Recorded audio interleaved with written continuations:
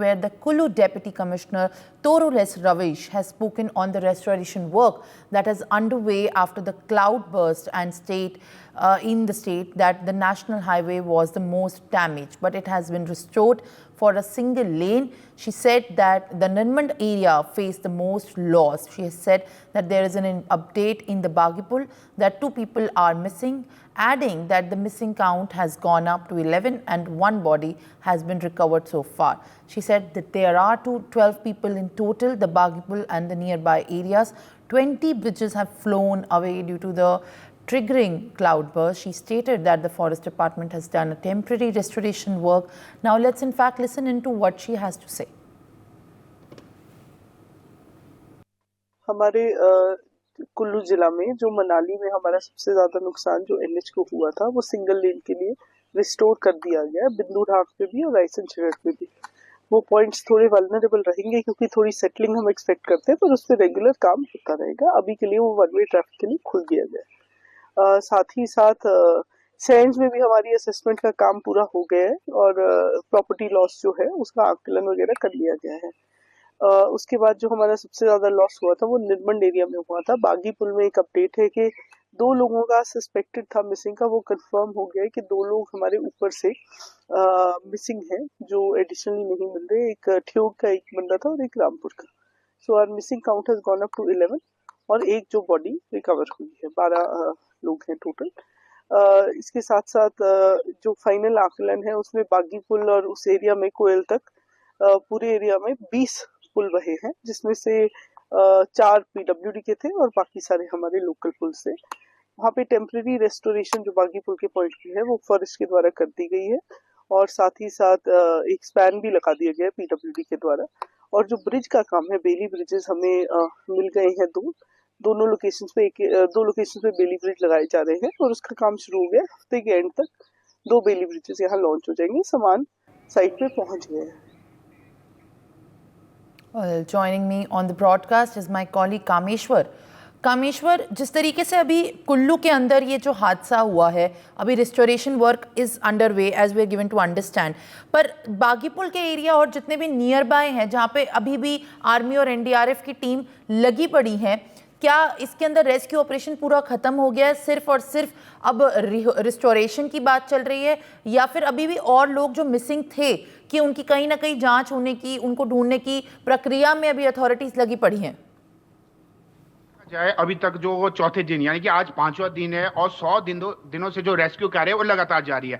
अभी भी अगर जो देखा जा रहा है 46 लोग अभी भी लापता है, जिनमें से जो 3 डेड बॉडी बीते दिन यानी कि एक सुन्नी डैम में मिली और एक 2 यानी कि जहां पर समेत से 15 किलोमीटर दूर वहां 2 लोगों के शव मिले। तो कुल मिलाकर आज ये आंकड़ा थोड़ा कम जरूर होगा, 46 से 43 जरूर होगा, लेकिन जो रेस्क्यू कार्य अभी भी लगातार जारी है। और वहीं अगर देखा जाए जो एनडीआरएफ, एसडीआरएफ, पुलिस के जवान, सीआईएफ लगातार खोजी कुत्तों के साथ और जो अन्य जो उपकरण है उनके साथ लगातार जो रेस्क्यू कार्य जोरों पर शोरों पे है, क्योंकि अभी भी जो उनके जो परिजन है, जिन लोगों ने अपने परिवारजनों को खोया है, वो लगातार वहां पर। अगर देखा जाए जो अलग अलग जो जगह, जैसे हम बागी पुल की बात करें या मंडी के चौर घाटी की बात करें, तो कुल मिलाकर अगर हम रामपुर के जो समेज की बात करें तो वहां पर जो एनडीआरएफ है, एसडीआरएफ है, पुलिस के जवान है, सीआईएफ के यानी कि 301 जवान अभी भी जो रेस्क्यू कार्य में लगातार जारी है। वही अगर हम कुल्लू के बागी पुल की बात करें तो वहां पर जो 38 जो जवान है वो बचाव कार्य में लगे हैं और मंडी के जो राजबन में 70 लोग जो जवान है वो लगातार बचाव कार्य में लगे हैं। वही मुख्यमंत्री सुखविंदर सिंह सुक्खू ने कहा है कि जो सभी लापता लोग हैं उन्हें जो ढूंढने का कार्य है युद्ध स्तर पर किया जाएगा। अगर बात करें जिला शिमला उपायुक्त अनुपम कश्यप, उन्होंने भी स्पष्ट रूप से कहा है कि जो नदी है, जैसे कि समेज में ये दुर्घटना हुई है और जो बादल फटा 4 दिन है और आज 5वां दिन है, उन्होंने स्पष्ट रूप से कहा है कि जो 85 किलोमीटर तक है वहां पर रेस्क्यू कार्य लगातार जारी रहेगा।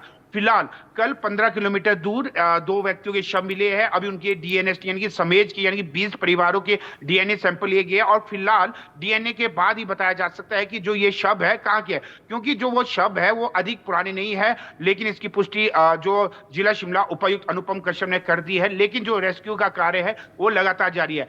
सबसे बड़ी विडंबना यह है कि जो मशीनें हैं, जो रेस्क्यू कार्य में जो मलबा है, हजारों टन के हिसाब से वहां पर मलबा है, उस मलबे को हटाने के लिए मात्र 8 जो मशीनें उपलब्ध कराई गई है, कहीं ना तो कहीं वो ऊंट के मुंह में जी रहा है। जिस तरीके से वहां पर जल स्तर आया है, वहां पर जिस तरीके से जो गांव का गांव तबाह हो चुका है, ऐसे में भारी संख्या में वहां पर मलबा होने के चलते जो 8 मशीनें वहां पर लगी हुई है वो पर्याप्त नहीं है।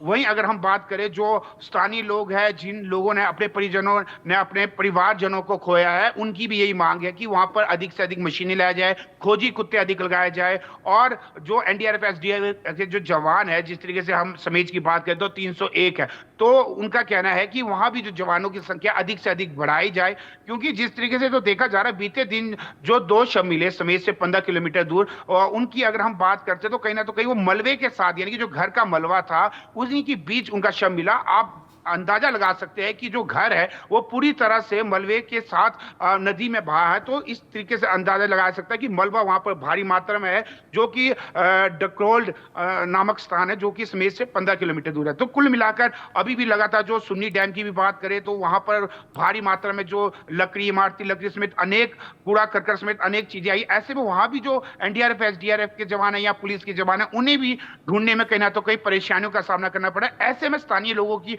मुख्य मांग है कि वहां पर जो खोजी कुत्ते हैं या एनडीआरएफ एसडीआरएफ या पुलिस के जवान हैं, उनकी तैनाती अधिक से अधिक किया जाए। और सबसे बड़ी राहत की बात यह है कि जिस तरीके से मौसम विभाग ने कहा था कि 5 अगस्त तक अधिकांश खासकर जिला शिमला, कुल्लू और मंडी में भारी वर्षा की संभावना जताई गई है, लेकिन जिस क्षेत्र में यह हादसा हो वहां पर वर्षा नहीं हो रही है। अगर वर्षा होती है तो जल स्तर अधिक फैल जाता, कहीं ना तो कहीं फिर जो रेस्क्यू कार्य है उसमें भी कहीं ना तो कहीं मुश्किलों का सामना करना पड़ सकता था। जी। All right, Kameshwar, thank you with all these details as far as the cloudburst incident from Kullu and in the state of Himachal Pradesh, which has resulted into the many deaths as well, and more are also reported to be missing at the moment, where the relief and restoration work is still underway. Well, now, for more such videos, subscribe to the NewsX YouTube channel, hit the bell icon.